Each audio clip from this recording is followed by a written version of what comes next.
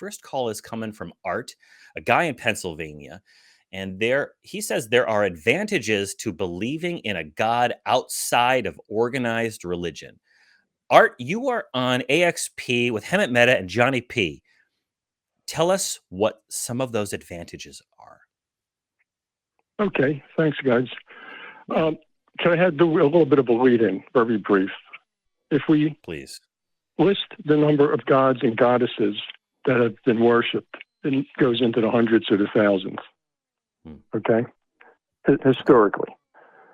Now, two likely consequences of this, not that they're proven, is number one, that humans have a great capacity for inventing gods, which should lead us to suspect that existing gods are invented. That's number one. Number two is because they've been so pervasive, it should be, I think, easy to believe that maybe something exists that deserves to be called God. Now, if you take this stance, you'd be what I call a seeker. So you've got organized people believe in organized religion, people are atheists, and then you get seekers. Now, I believe the seeker stance is more believable than atheism because most people want to believe in God. And I think it's stronger because once you say, okay, maybe God exists, that blows the kalam, the ontological, the first cause, all those arguments out of the water. If I say maybe God exists, don't waste my time with the kalam. I've already granted you that maybe God exists. And if you take this attitude that because so many other gods are invented, existing gods are invented, you can put down the Bible. And yet, in other words, you give people the choice who still want to believe in God to give up the Bible. Because the Bible has utter fairy tales. And it's interesting. One of the fairy tales I was going to mention was the worldwide flood, which we know never happened. That begins with God regretted making humanity. And I was going to make that point. And it was interesting that you guys made it. Another silly fairy tale is the whole Egypt story. Supposedly Yahweh sends Aaron and Moses to impress the Pharaoh so the Pharaoh will let the Israelites go. And then God hardens the Pharaoh's heart so he won't let the Israelites go. It's a ridiculous story. And he tortures the Egyptian nation like a sick little boy would torture an animal. Okay. Preaching to the choir, Art. But let's go back to where we started. Okay. Hemant, what was your thought? Go ahead. Well, my first thought is, Art, you mentioned that people have had thousands of gods over the years, but then somehow that leads you to think that a god, a singular one, exists, which are two totally separate premises. But it sounds like the reason there were so many different gods in the past is because all these different people were looking for answers before they had a way to figure out what many of those answers might be. That doesn't suggest God is true. It just means people were desperate for whatever answers they could find, and they would settle for whatever explanations seem to be popular. And it's easy to coalesce around magic happened. It's easy to say someone just poofed it into existence or whatever, than to try to figure out rigorously, scientifically, what some of these answers might be. That doesn't tell me God, or there's something to the concept of God, or that we're better off because all these people were hungering for that. What they wanted were answers. And this was the simplest, easiest way to get an answer. But that doesn't, like you suggested, that doesn't make the answer right. But it also doesn't suggest that what they were looking for put them on the right track or anything. It's just the lowest hanging fruit that they could find.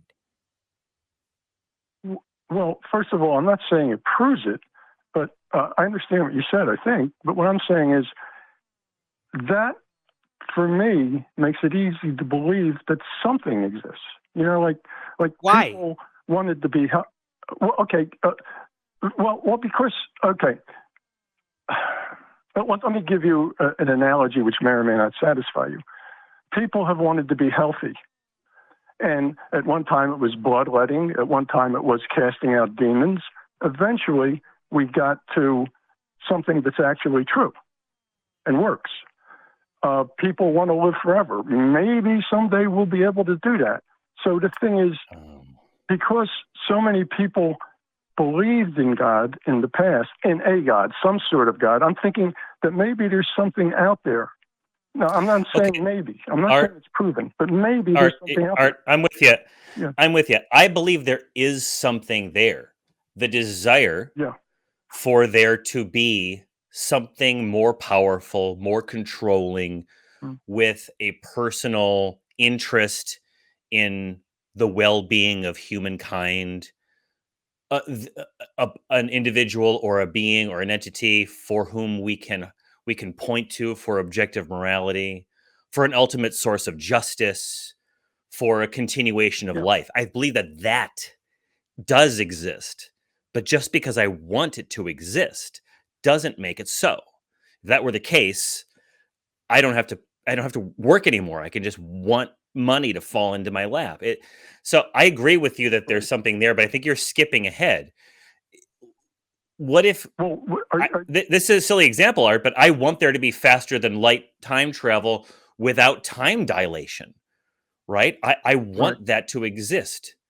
Just because I want it because I watch Star Trek and I want to go to other planets, right? Just because I want it doesn't make it true, but there is a genuine desire in me for that to be the case. But that's exactly the point I was trying to make, which is that desire has always been there. We want hope, we want answers, but whatever people are grasping for, that, like you said, I think Johnny's right. You're skipping a step there. That desire has always existed. The answer we give to that desire doesn't make it any more or less true, nor is the concept of that any stronger, because it's just the thing we've gotten used to in our society.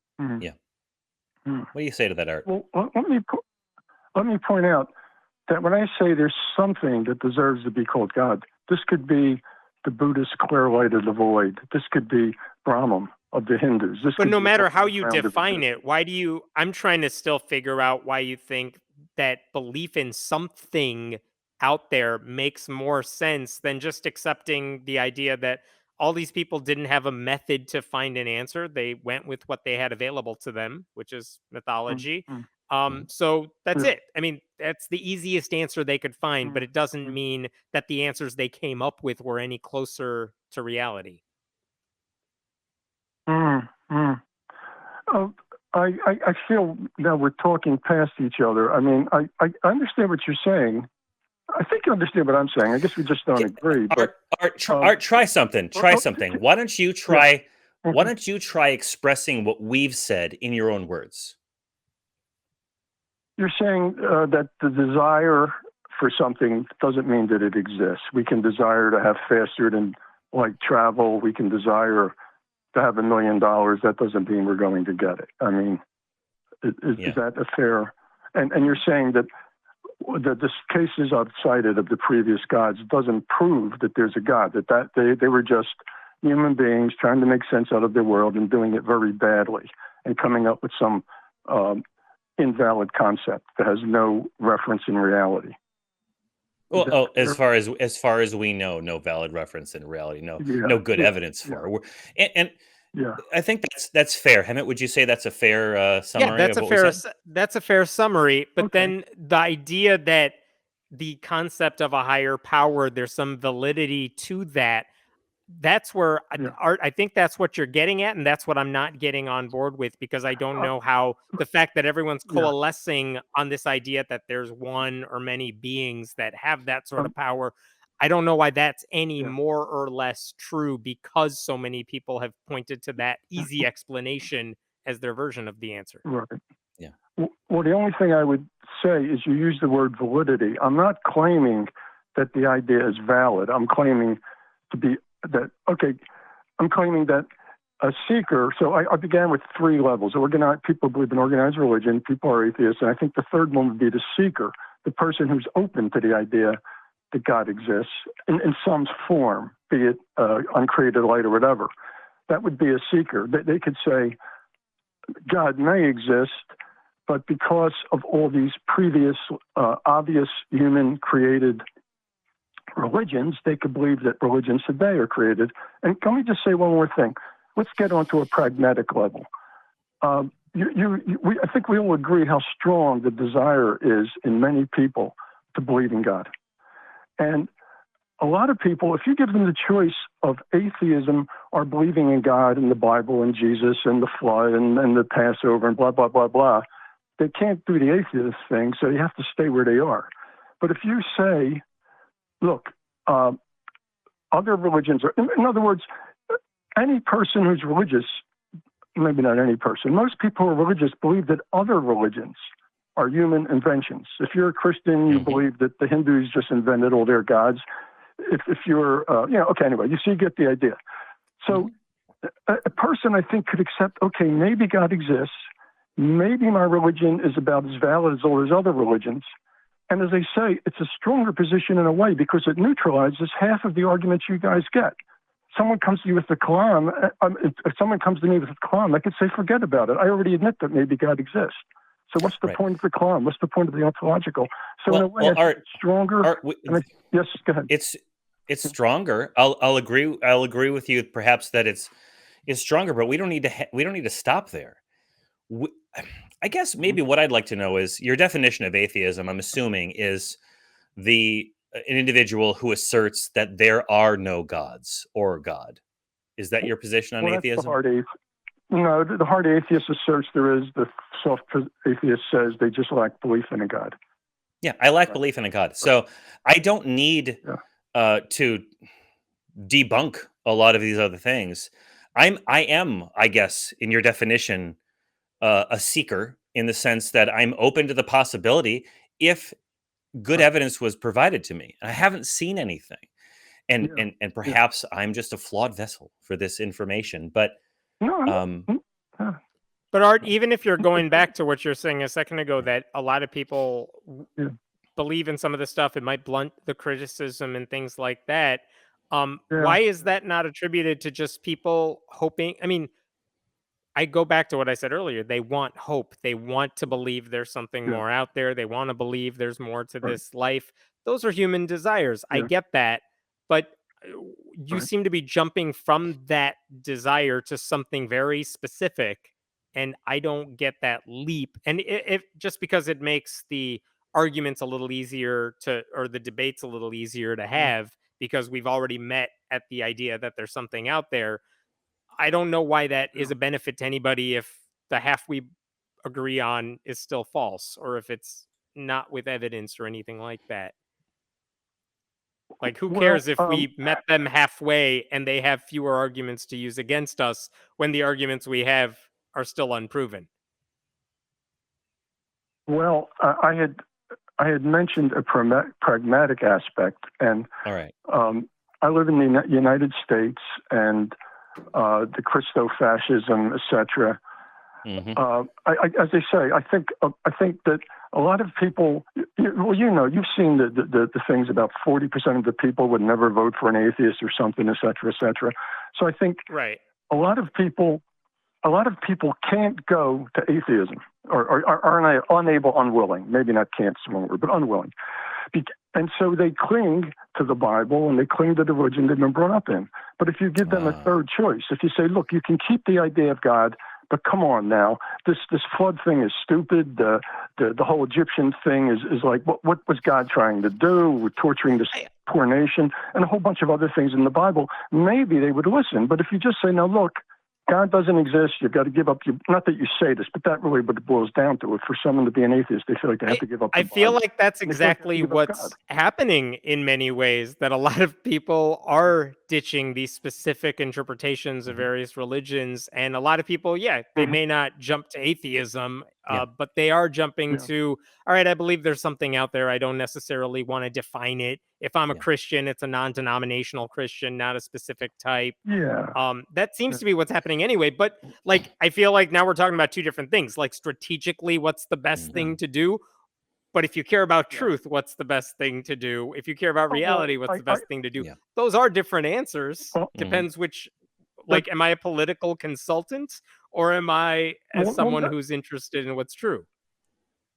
Well, if you care about what's true, you could also admit that maybe something which deserves to be called God, maybe not the typical man, our Father who art in heaven, the personal being who's outside of the universe.